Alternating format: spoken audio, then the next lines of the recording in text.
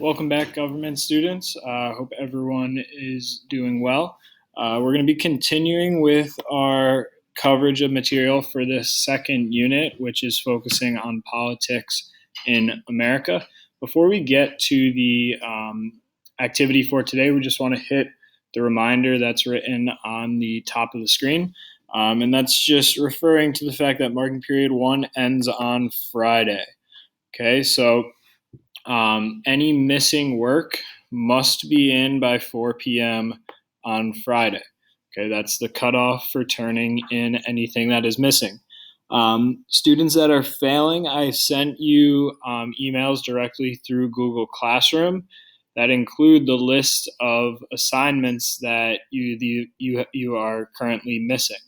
In that message, I stress if you have any exams missing, that should be the first priority. If you have then any homeworks that are missing, that should be the second priority. And your final priority should be classworks. Do not waste your time doing any attendance questions from days that have already passed. Okay, so there should be a hierarchy. Get those exams done, then homeworks, and then classworks, and make sure everything is in by 4 p.m. on Friday. So we'll now move into our activity for today. And we've got our aim at the top here. The aim says, how can we summarize the purpose and structure of the Electoral College while asserting if the system should remain or change? So it's two parts we're going to be focusing on today. The first is trying to figure out the purpose and structure of the Electoral College. And then you're going to use that base level of knowledge to make a determination to create a claim about if you believe that this system should remain in place or if you believe that this system should change. Okay, so that's our focus for today. Our do now, it says select one major issue we studied from Monday and describe how the Republican and Democratic parties view this issue. All right, and I remind you, use the graphic organizer from classwork number 7 to help you. So what you should be determining here is you should be identifying what's the issue that you're going to be focusing on. Then you should be writing full sentence summaries for the Democratic and Republican views on that issue. Okay, as I said, classwork number 7, graphic organizer has all that information for you, or it should have that information. You're going to pull that out. All right, identify where the Democrats, Republicans stand on the issue, and then we will move on. So you can pause the video, work through that do now, and then we'll pick up with this next reading. Okay, so as we said in the aim, we're trying to figure out the purpose and structure of the Electoral College first. So to do that, you're going to be using this brief secondary source reading. And what this reading tries to do is it tries to break down how this system operates. All right. And to be completely honest, students do struggle with understanding the Electoral College. So it's very important when this reading is trying to kind of break down the different parts of the Electoral College, you're focused on how this comes together to eventually elect the president. All right.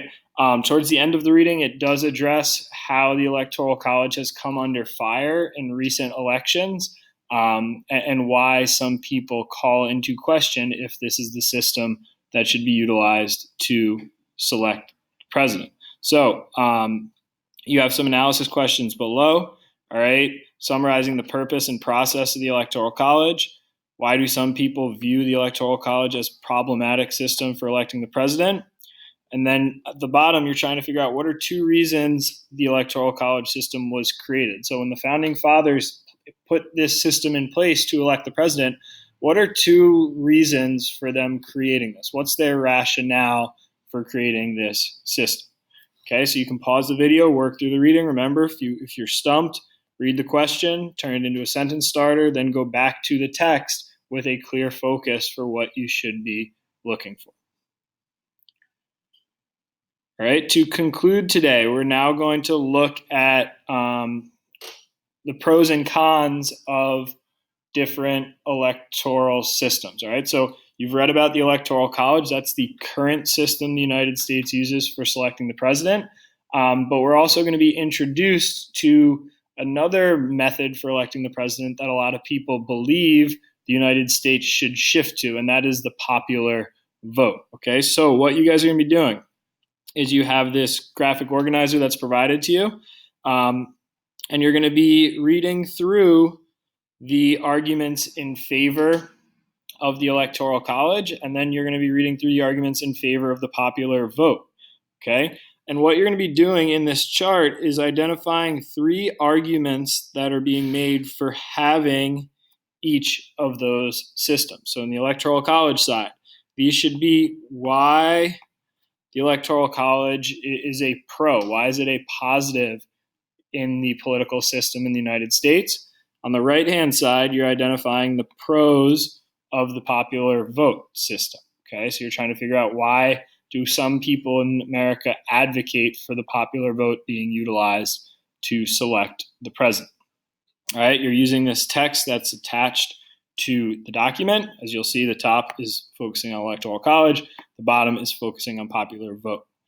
All right, to conclude, you do have a summary task today, and this is one area we have seen people really kind of slacking in terms of their effort levels through a lot of the classworks we have done so far.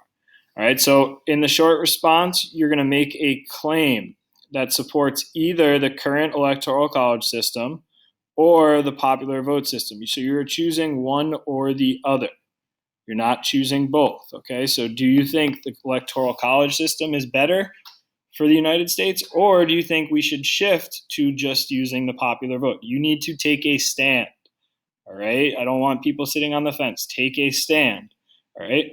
Then you're going to be incorporating evidence from, you could use it from the pro readings, or you could use it from that introductory reading as well to support your reasoning, all right? You should be citing the evidence in your response. And also, if you can, try to create a counter argument. All right, let's say you believe the popular vote is a better system. Well, you create a counter argument. Why is the Electoral College system flawed? Okay, point out the negatives on the other side.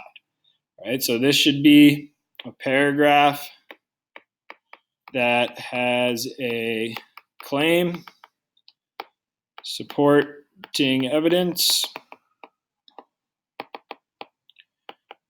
analysis, and we want to try to add in a counter claim.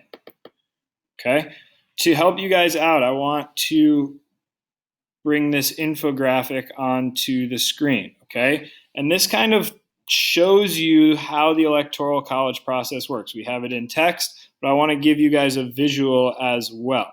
Okay, so this path around the map shows you how the Electoral College process works, going from how many electorates come from each state. When you go to vote, what does that vote actually kind of stand for?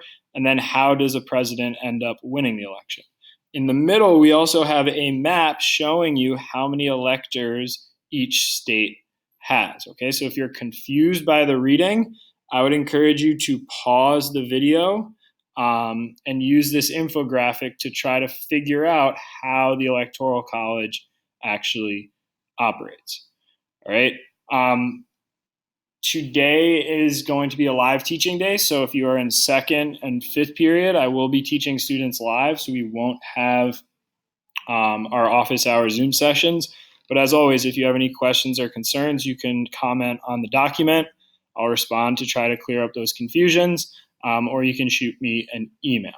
All right, so let's make sure we're making up anything that's missing, completing the assignment in a detailed fashion today, and we're moving towards improving our grade for marking period 1. All right, hope everyone is doing well. I'll speak with you soon.